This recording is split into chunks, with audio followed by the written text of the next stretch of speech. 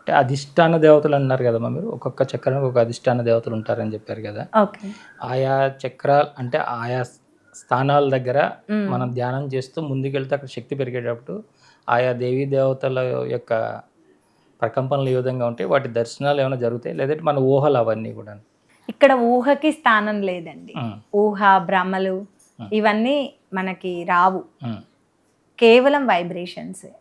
మనం ఇక్కడ ఇప్పుడు మేము ఉన్నాము, మెడిటేషన్ చేసేటప్పుడు మూలాధార చక్రం దగ్గర మనం ధ్యానం చేపిస్తున్నప్పుడు మూలాధారం మీద చేయి పెట్టేసుకొని ఎడమ చేతిని ఇలా పెట్టి కళ్ళు మూసుకొని అక్కడ శ్రీ గణేశుడిని దర్శించుకోమని చెప్తాము. గౌరీమాత శ్రీ గణేశుడు ఉంటారండి మూలాధార చక్రంలో, మనకి ఇక్కడ ఉంటారు మూలాధార చక్రం. గౌరీమాత గణేశుడు ఉంటారు అక్కడ. ఆ కళ్ళు మూసుకొని ఆ రూపాన్ని అక్కడ దర్శించుకోవటం జరుగుతుంది. ఊహించుకోవటం వేరు, దర్శించుకోవటము వేరు. ఊహించుకున్నప్పుడు మనకి వైబ్రేషన్స్ రావు, మనం దర్శించుకున్నప్పుడు వైబ్రేషన్స్ వస్తాయి. సో ఊహల్లో వెళ్ళిపోతే మనకి ఏం రాదండి, పిచ్చి వస్తుంది, మెంటల్ వచ్చేస్తుంది మనకి. ఎందుకంటే ఆ ఊహల్లోనే బ్రతుకుతుంటాం మనం. ప్రాపంచికంలో ఏదైతే బయట జరుగుతుందో దాన్ని మనం యాక్సెప్ట్ చేయలేము. సో కాబట్టి ఊహల్లోకి వెళ్ళొద్దు, భ్రమ పడొద్దండి, భ్రాంతి పడొద్దు. కేవలం మనం అక్కడ ఇప్పుడు గాలి ఎలా తీసుకుంటున్నాము అంటే గాలి కనిపించట్లేదు, కానీ దాన్ని స్పర్శతో ఫీల్ అవుతున్నాం మనం. గాలి తీసుకుంటున్నప్పుడు ఆక్సిజన్ లోపలికి వస్తుంది, కార్బన్ డైఆక్సైడ్ బయటకు వెళ్ళిపోతుంది, కానీ మనకు కనిపిస్తుందా? లేదు, కానీ మనం ఫీల్ అవుతున్నాం. సో ఆ ఫీల్ అనేది అక్కడ మనం దర్శనం అని చెప్తాం అన్నమాట. సో ఎప్పుడైతే అది దర్శించుకుంటూ ఆ స్థితిలో వెళ్ళిపోయినప్పుడు మనకి వైబ్రేషన్స్ వస్తాయి. ఇక్కడ కేవలం రుజువు మనకి వైబ్రేషన్స్ ఏనండి. శంకరాచార్యుల వారు కూడా చెప్పారు సలీలం సలీలం. ఆ సలీలం అంటే ఏంటి? ఆది శంకరాచార్యులు చెప్పిందంటే ఈ వైబ్రేషన్సే అన్నమాట. భగవంతుడి యొక్క శక్తిని పరమ చైతన్యం అంటాము, ఆ పరమ చైతన్యాన్ని వైబ్రేషన్స్ అని చెప్తున్నాం మనం, అంతే. చైతన్య తరంగాలు, వైబ్రేషన్స్, ఇవి మనకి బైబిల్లో వచ్చేసి చల్లని వాయువులు అంటారు, ఖురాన్లో రూహ్ అంటారు.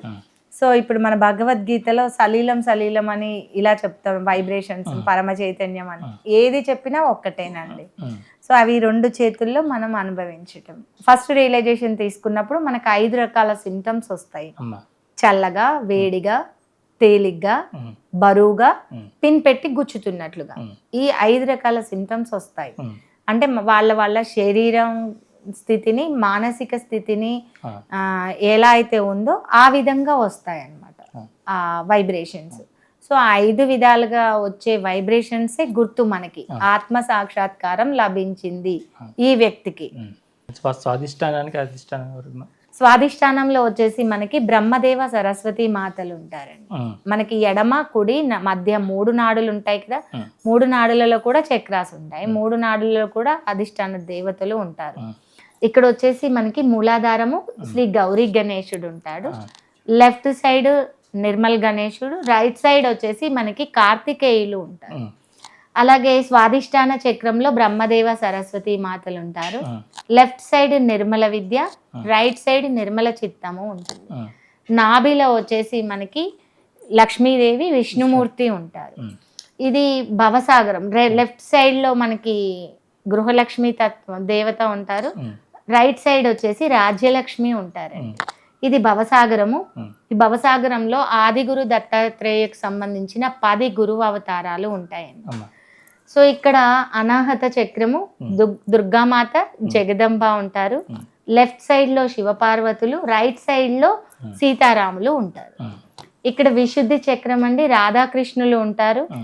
ఇక్కడ ఎడమ విశుద్ధి చక్రంలో మనకి విష్ణుమాయ ఉంటుంది, శ్రీకృష్ణుడి యొక్క చెల్లెలు, కంసుడిని సంహరించే ముందు పుట్టితారు కదా వాళ్ళు అన్నమాట.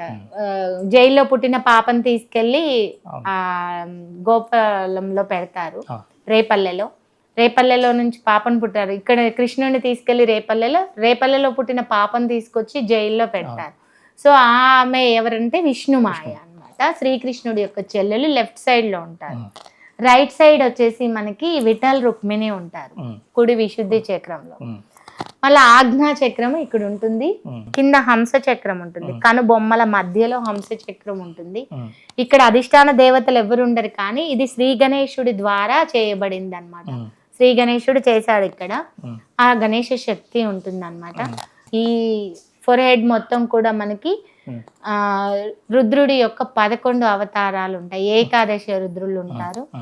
సహస్రారంలో వచ్చేసి మనకి టోటల్ ఈ చక్రాస్లో ఉండేటువంటి దేవీ దేవతలు అందరూ కూడా మనకి సహస్రారంలో ఉంటారండి, సదాశివుడితో పాటు.